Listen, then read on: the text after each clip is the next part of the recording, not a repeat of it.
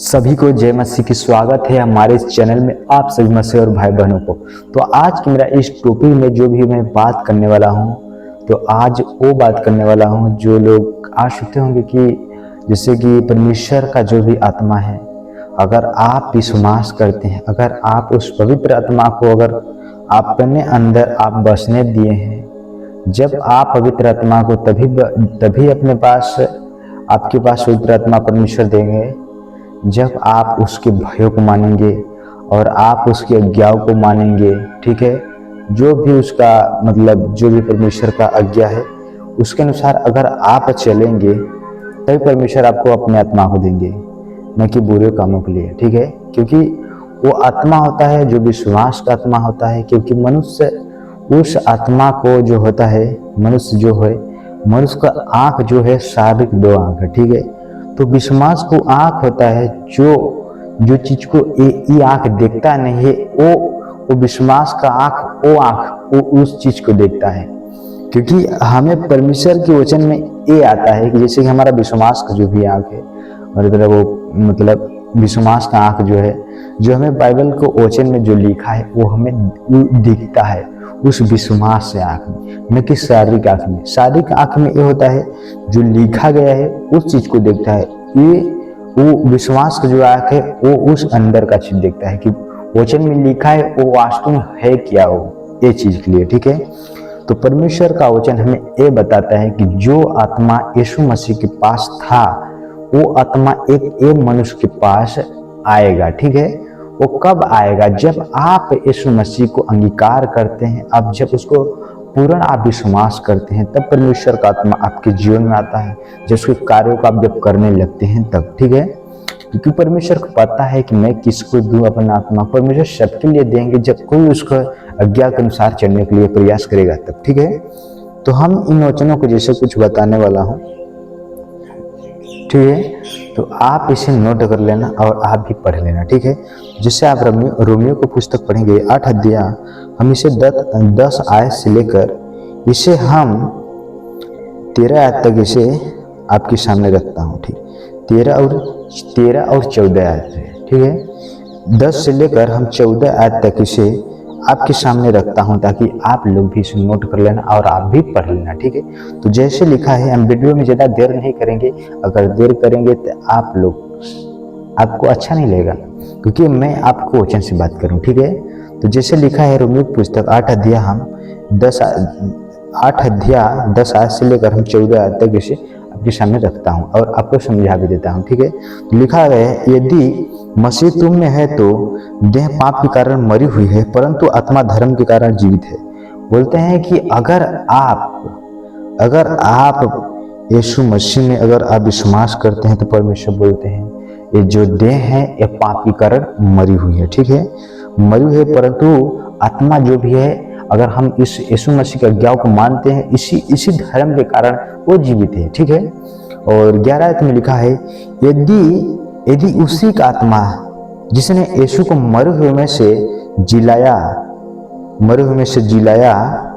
तुम में बसा हुआ है, तो जिसने मसीह को मरे हुए में से जिलाया वह तुम्हारी नश्वर देहों में भी अपने आत्मा के द्वारा जो तुम में बसा हुआ है जिलाएगा। मतलब परमेश्वर ये बताते हैं, अगर वही आत्मा जो यीशु मसीह को मरे हुए में से जिलाया था, अगर वही आत्मा यदि हमारे अंदर आ जाएगा तो हम भी मर जाएंगे। जिस दिन परमेश्वर आएंगे स्वर्ग से, उस दिन इसे हमारे नश्वर देह को फिर जीवित करेगा। ठीक है, आपने समझ रहे होंगे ना मेरी बात को, जो मैं आपको क्या बता रहा हूँ, आप समझ रहे होंगे मेरी बात को। तो ये मैं बताता हूँ कि जो परमेश्वर का आत्मा जो यीशु मसीह के जीवन में था, वो आत्मा एक मनुष्य के जीवन में आएगा जो मरे हुए में से जी जाएगा। ठीक है, और 12 में लिखा है, इसीलिए हे भाइयों, हम शरीर के कर्जदार नहीं कि शरीर के अनुसार दिन काटे। इसीलिए हम शरीर के कर्जदार नहीं है, क्योंकि शरीर तो जान लीजिए पाप के कारण मर चुकी है, तो आप उसके लिए क्यों इतना परिश्रम करते हैं? परमेश्वर बोलते हैं, नाशवान भोजन के लिए परिश्रम न करो, उसके लिए परिश्रम करो जो तुम्हें अनंत जीवन तक ठहरा सकता है, रख सकता है। उस जीवन के लिए आप प्रयास करें। ठीक है, और और परमेश्वर बोलते हैं अगर आप शरीर के अनुसार दिन काटेंगे तो भैया क्या होंगे, आप मरेंगे। ठीक है, तो और 13 आयत में लिखा गया है क्योंकि यदि तुम शरीर के अनुसार दिन काटोगे तो मरोगे, यदि आत्मा से देह की क्रियाओं को मारोगे तो जीवित रहोगे। मतलब जो आत्मा है, आप सोचिए, परमेश्वर बोलते हैं शरीर की इच्छा मत पूरा करने दो। शरीर तो बहुत कुछ चाहता है, बहुत चाहता है कि मतलब हम ये चीज करें वो चीज करें। ठीक है, अब परमेश्वर बोलते हैं आत्मा जो चाहता है कि हम शरीर की इच्छा न करें। ठीक है, पूरा।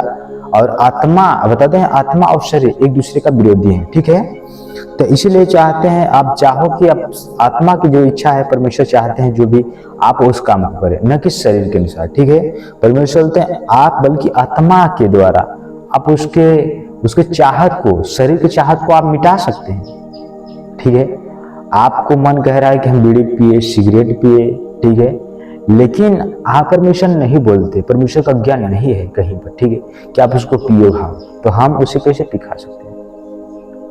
एक आपको पास्टर भी समझाते होंगे तो आपको ये नहीं बोलते हैं कि आप पी सकते हैं, खा सकते हैं। ठीक है, क्योंकि आज्ञा लिखा नहीं है मेरे को। जब परमेश्वर दाक मधु हेंते ने इधर उधर मना कर दी है तो आप उसको कैसे टच कर सकते हैं। जो चीज परमेश्वर को अशुद्ध हो तो मत छू। हमें जो चीज खाना पीना नहीं है तो हमें उसको छूने से क्या जरूरत है। ठीक है, इसीलिए परमेश्वर इस चीज को बोलते हैं। ठीक है, और 14 आयत में लिखा गया है इसीलिए कि जितने लोग परमेश्वर के आत्मा के चलाए चलते हैं वही परमेश्वर के पुत्र हैं। कौन चलता है आत्मा के अनुसार? कौन चलता है? आज शरीर के अनुसार लोग चलते हैं, आज तो शरीर के अनुसार चलते हैं। लेकिन मैं कहना चाहता हूं कि आप आत्मा के अनुसार चले। आत्मा के अनुसार कहने का मतलब आप इस बात को आप नहीं समझ रहे हैं ना, तो इस बात को मैं फिर से आपको बता रहा हूँ।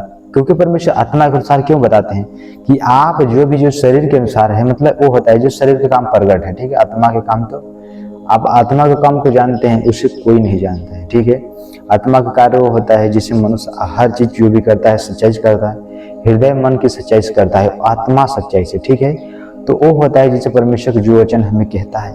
अगर आपको लोग, आप जान रहे हैं परमेश्वर के वचन से कि ये जो सही नहीं है, लोग उस पर आपको चलाना चाहते हैं, आप उस पर मत चलिए, मनुष्य का भय मत मानिए।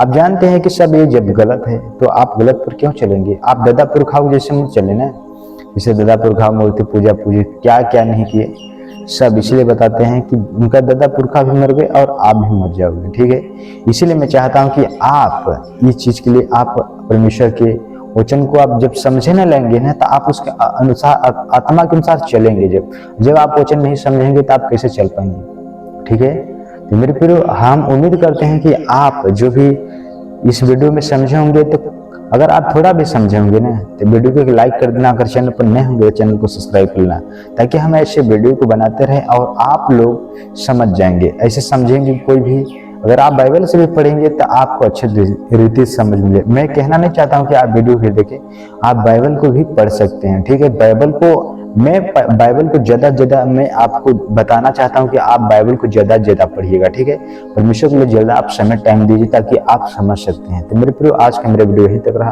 अगर वीडियो आप लोग पास समझ आएगा तो समझ आया होगा तो आप वीडियो को लाइक कर देना, चैनल पर नए होंगे तो चैनल को सब्सक्राइब कर लेना। तब तक सभी को गॉड ब्लेस यू। आपको मिलूंगा नेक्स्ट वीडियो।